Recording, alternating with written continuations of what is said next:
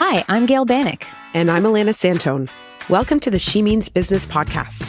Throughout our careers, we faced countless questions and sought advice from other women we respect and admire. And that's exactly what this show is about. Each week, we aim to help you achieve your goals by sharing our experiences and talking with successful leaders, offering real stories, practical advice, and actionable takeaways for women who mean business. All right, let's do this.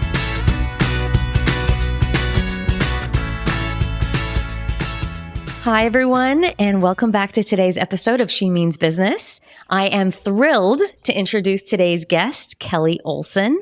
Kelly is an incredible leader with experience in luxury retail, consumer goods, and hospitality, from Holt Renfrew to cannabis, and she's currently the Chief Operating Officer at Arcana. It's an experiential hospitality business building the most beautiful and luxurious nature resorts you've ever seen. They're just very magical. Kelly is a Harvard Business School alum, and she is deeply committed to empowering women. In fact, we met when we were both serving as directors on the board of Lean in Canada. Welcome, Kelly. Thank you for having me. I'm excited to be here. Kelly, why don't we just start with, if you can kind of walk us through your career a little bit and how you got to where you are today. I started my career working for Holt Renfrew. As you mentioned, I went to Western University, did a finance degree there, did a fast follow in doing a master's degree at Marangoni in Milan, focused in brand management, and then wanted to get into retail. I was really fascinated by the business of retail and was fortunate to be able to get a job at Holt Renfrew.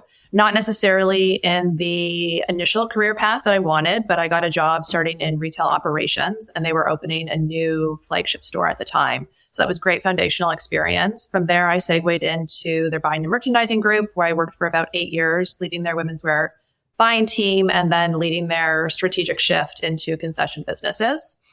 From there, I had my first child at the time, and I was traveling a lot and did not necessarily want to continue doing that with the stage of life I was at the time. So decided to launch my own consulting business and really take the retail and consumer knowledge that I had at the time and help brands with the emergence of DTC. So that was around 2016. So I launched my own consulting business, working more on the brand side, and got some great exposure to working more on a global scale versus just segued in the Canadian marketplace. And I did that for a couple of years, and that went to the time that cannabis was being legalized, just before cannabis was being legalized in Canada, and was really intrigued by this new industry that was opening in Canada. It's rare that those things happen in our home market, and was able to get connected with a brand and retail business that was looking at launching cannabis retail stores and launching a portfolio of cannabis brands called Tokyo Smoke. And I started consulting with them, eventually worked with them full time. That business was subsequently sold to Canopy Growth, which was at the time the largest globally diversified publicly traded cannabis company. And I worked for a couple of years on the retail rollout and integration of 2 different retail businesses with them, and then was plucked to go into one of their executive roles, leading one of the global business units, and was responsible for their dried cannabis P&L, which was the largest in the company at the time, and did that for a couple of years, which went up into a couple of years ago. And at that time, I kind of had gotten back into this, large company I was working within, and was really interested by doing something new and starting to grow a business again. And a couple of colleagues I had previously worked with had started a new business called Arcana.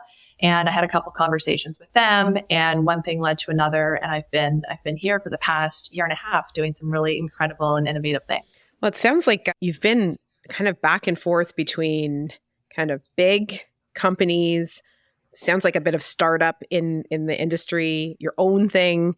How do you navigate through the different types of work that you've done, and what have you taken from those experiences in terms of your career? That's a really interesting question.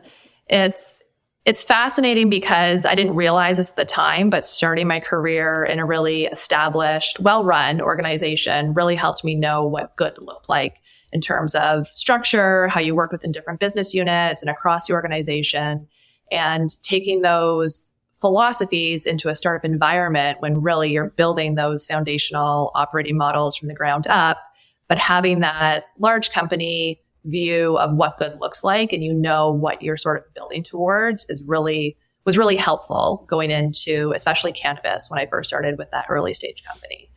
And then almost on the flip side, when, I grew into this larger role at Canopy Growth, which then ended up being a much larger company, taking those innovative, agile approaches to doing business and always making very strategic decisions on the fly and being able to move the company forward quite quickly was very helpful to bring that thinking to more established ways of working. So I've found that it's an interesting dichotomy, having both experiences. Personally, I love growing a business and starting with something that is smaller and scaling up that way. It's funny because I was in a meeting over the past few days and I was trying to describe the difference between kind of coming from a big established, in this case, it was an area of the organization where you kind of had to innovate through structure. And then when you like more in a startup organization, I mean, we're in digital, so it's a little bit more agile, how you almost bring structure to innovation, because it's very hard in a startup environment or in a little bit in a place where you're kind of don't have new ways of working. You can really take that structure you've experienced. And I think that's the way you're describing a little bit. You're anchoring in that process that you had in the big, but you're able to kind of apply that to the small to be able to kind of grow it at a pace or innovate. You said you spent a couple of years on your own. Did that teach you anything that you could apply to your career? Certainly being more entrepreneurial in terms of getting work, essentially. So I was running my own consulting business. I was fortunate that the first few clients that I worked with came in through my network. And I didn't really have to necessarily drum up business, but being a sole contributor and working mainly with C-suite. So I was working in one of my larger clients directly with their CEO and developing their 5-year global merchandising plan. And so that was a much more strategic role I had taken on versus what I had previously done.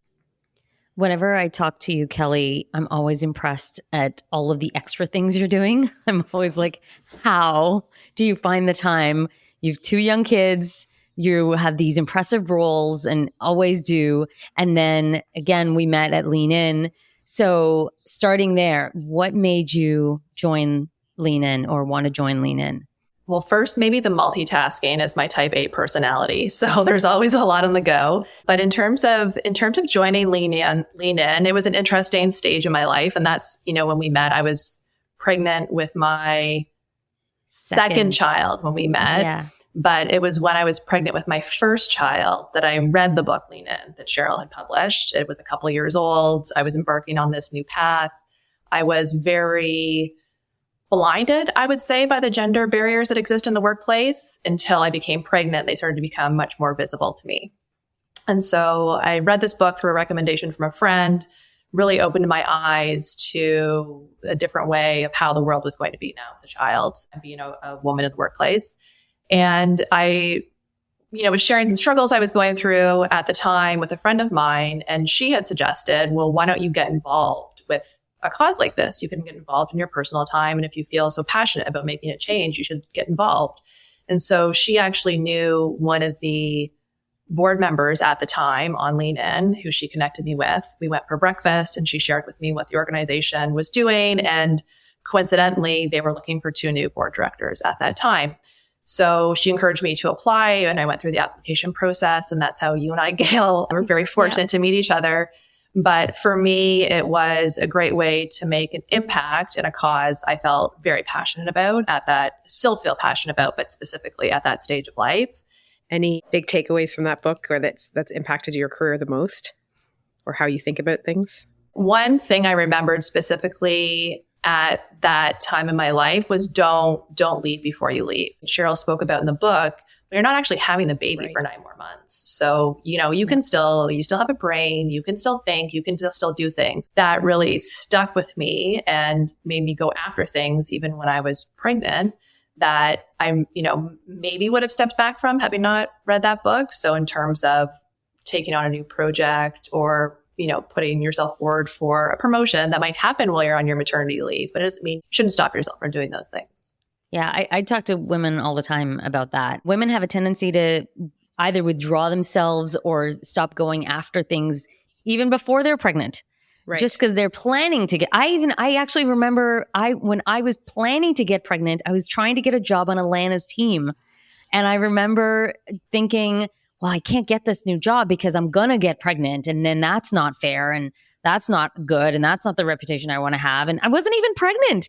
And then let alone with a person like Alana who would welcome me pregnant or not. So we've talked about this, Alana, Totally. that sit at the table.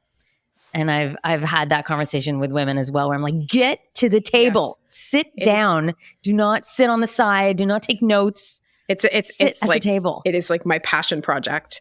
I see so many times like, oh, I'll just sit in the back and take notes. I'm like, just get to the table, just sit, just take a seat. Oh, but no, sit down, just be at the table. Don't put yourself in the behind. It's just ingrained in me at this point. Going back to this multitasking or how do you get it all done? So you did this lean in and then you went and did a program at Harvard.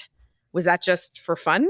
Like how'd you did you just decide it was something that, hey, I feel like going to Harvard today? Like, tell us. We want to know. It certainly was a wild time. I have multitasked and I've been as most productive, I think, as I've ever been in my entire life during that time. I think of my career almost in chapters. And I had this first really interesting chapter in retail, then this second really interesting chapter consulting, and then this third working with startups and in cannabis. So new industry and different size of business. And I had joined Arcana and really enjoying what I was doing and also looking at what's this next chapter with this business and once we're successful beyond that, and just wanting to know what I didn't know. And it really helped me walk away with a new perspective on how, and the confidence, quite frankly, too, to go into this next kind of chapter and where I would like to take my career. I did my MBA while I was working. I found that doing a program while working or while thinking about work allowed you to apply concepts much more readily than when you went to school the first time, where you were kind of doing a program and then figuring out what you wanted to do or how you'd apply it. Did you find that as you were doing it, that there was actually things you were taking away every day that you were applying to your day-to-day?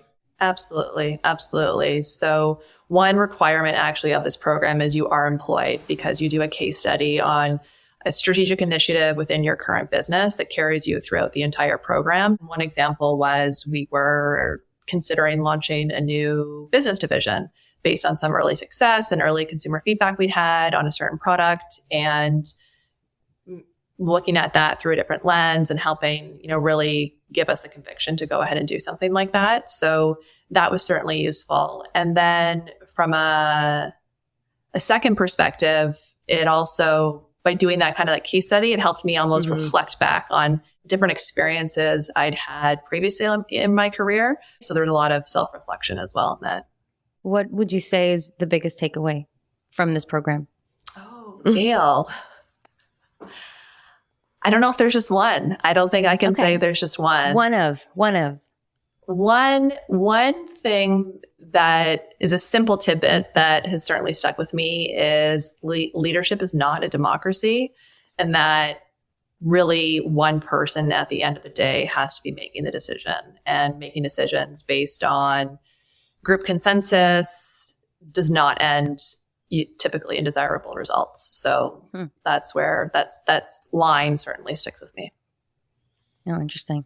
Okay, so you clearly have an A+ in multitasking, but help us understand how, because you have these very impressive roles and you take on and you're a mom of young kids and you take on these extracurricular activities, whether they are, lean in or Harvard, and you take care of yourself physically. How do you manage that?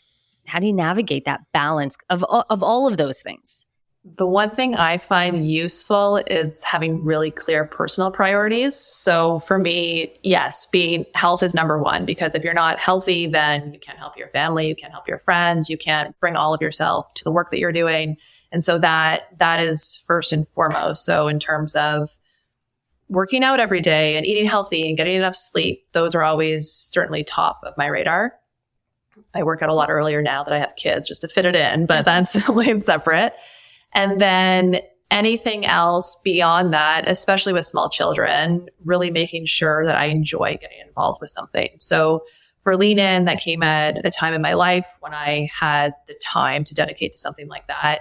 Then there was a period of a couple of years where it was during the pandemic. It was really busy at home. It was really busy at work. And I really didn't have the time to get involved in another social impact cause or volunteer my time really towards anything. And then there came the time where I did have more time. And it's something I always feel passionate about in terms of volunteering and getting involved with something that you personally are making an impact on beyond just your day-to-day work. And that's how I got involved with the new initiative, Women's Equity Lab. And that was really interesting as well. But it's based on the stage of life. And I think just because at, one stage for a year or two, something's working, it might not work later, and that's okay. So I'm mindful also that I'm not doing too much. You got to enjoy everything. And I've also been in positions where I have been doing too much. And so you learn from that and you move on. Yeah, that was actually going to be my question, is how do you know when you've gone too far or your eyes are bigger than your actual, the ability to manage it all? Yeah. I think when you're stressed about things, you're not giving your all to everything. It's interesting because I feel like sometimes people think that when they take on these kind of extracurricular activities, that means that that takes time away from their work, because arguably you could be doing work at that time. And I think even for myself, similar to what you're talking about, where there were certain points in my life where I felt like I had the time, work was maybe not as stressful. And so I had the time to be able to do these extracurricular things. But I think they're quite positive on your career, even though that one night you can't do any work. How do you think that these extracurricular activities that you do, I call them extracurricular, but they're like big things that you're doing, how do you think that then impacts your work? One, I think it broadens your network. So perfect example, you and I met and have stayed in close touch since working together. And, whether that's having a coffee and catching up and going through different challenges that we're both facing, it expands your network to people you might not already have been exposed to. So different backgrounds, different perspectives, different career tracks. So I think that's certainly one. And then the second is, at least based on the work that I've done, it helps broaden your skill set. You do learn something to some extent. So with Lean in Canada, that was my first time serving as a director on the board and being really in understanding the process of governance and how that all functioned. And so that was certainly a learning experience in of itself, which was quite valuable, which will certainly carry on to other roles as well. So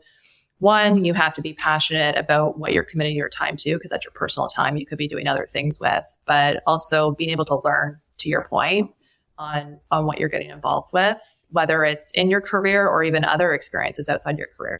We have a lot of younger listeners and people more junior in their careers. How, if they were thinking about how to be, it sounds like a disciplined process for you in terms of what you're looking for. What would you say to someone who is starting out a little bit earlier in their career, how to actually go about that process? I would say stay curious. Always be curious about what's going on in your own organization and by those that you know around you. So if I think back to earlier on in my career and the different opportunities, I wouldn't say that came to me that I put myself in front of, because I was really curious about, there is this larger strategic shift happening in our organization. So what does that mean for new roles that are coming up? And how can I put myself forward to something before it's even announced that might come up, for example? So staying curious on what's going on in your own business. And, that could be through making a lateral move within your own organization to a different business unit. So you get experience in a completely different area than you previously have, that then you can then leverage to your next opportunity. Or also staying curious outside your organization and with friends or other past colleagues and what they're doing and what's new. So always having a lens to what is going on around you, I would say, is certainly advice I would give. I like that. On a similar note, we like to ask the question of, what advice would you give your younger self that other women can kind of take away? I would say understand the value of your network and how that value will really grow over time. And I knew that earlier on in my career, but it's funny, at least over the past couple of years, how that really has manifested, whether it's being able to do a strategic partnership with someone who was my past colleague, but now she's at this great organization and there's this intrinsic synergy. And it's because we had a previous relationship that we're really able to do something. Or through where I am now at Arcana, that was through having conversations with previous colleagues and discovering that there was perhaps some synergies there and working together again. So understanding really the value of your network and how that grows over time, and obviously being authentic and nurturing that in a really natural way, but understanding how that can be mutually beneficial to a lot of people over time. Well, and this is a testament to that. So it was great. It's so great to have you on, Kelly. Thank you so much. I always learn so much from you. It's been so great to talk to you, and thank you for sharing your story. Thank you for having me. Thanks, Kelly.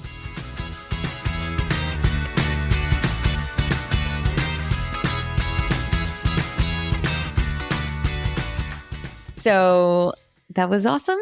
I love talking to her. She's always so wise and just she has her shit together. She works out. You're really into that working out, Gail. I am. I'm just so impressed. I'm so impressed because listen, it is hard to work out, but it is really hard to do it when you have a really demanding job and you have 2 kids and you are, doing other things on the side. And you're like I just feel like she's like a real grown up who has her shit together. And I really admire and respect that because it's not easy. She makes it look easy. Yeah. And I think what I took away from that was just, she has a real discipline about her choices.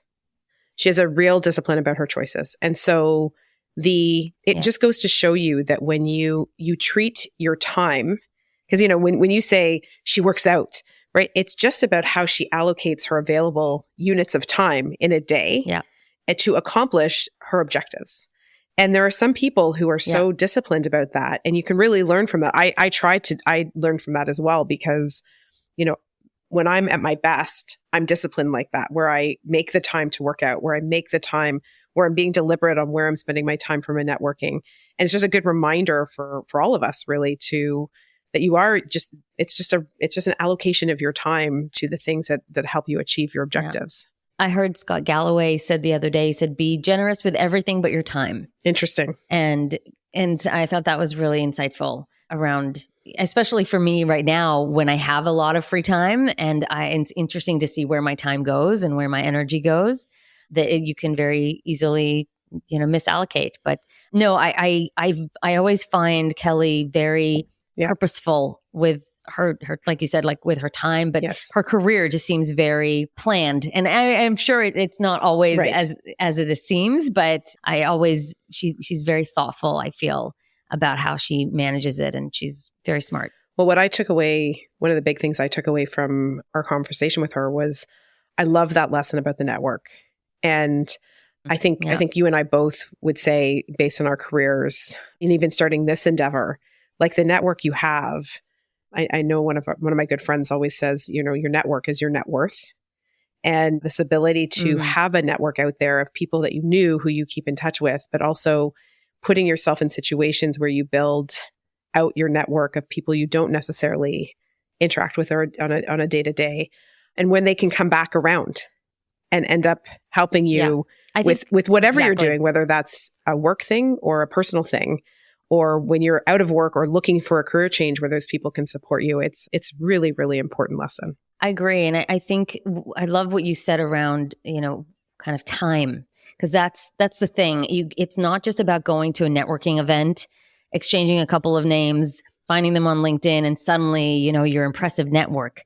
That's not what I think of when I think of a network. It's about having good relationships and then maintaining them. I always used to say to people, wherever I worked, I always kind of picked up 1 or 2 people that I really connected with.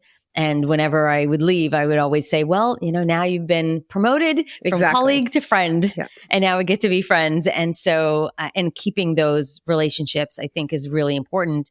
And like she said, you never know when those conversations can lead to something else in the future. And I think it's just like all Correct. those seeds that you put out into the world, and you have to be patient, and you never know which one is going to be fruitful.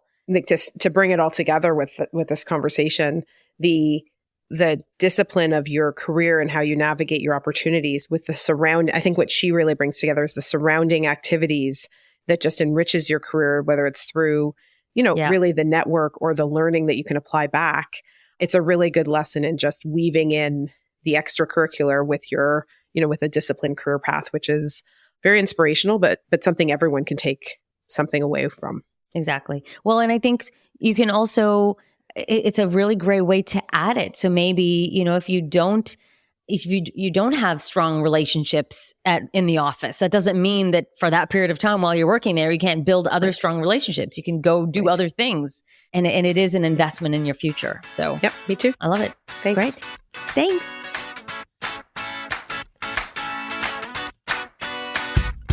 Thanks for listening to this episode of She Means Business.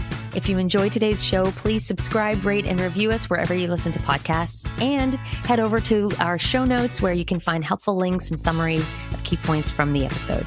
We'd also love to hear from you on LinkedIn or Instagram, so please follow and DM us at the She Means Business podcast. See you next time.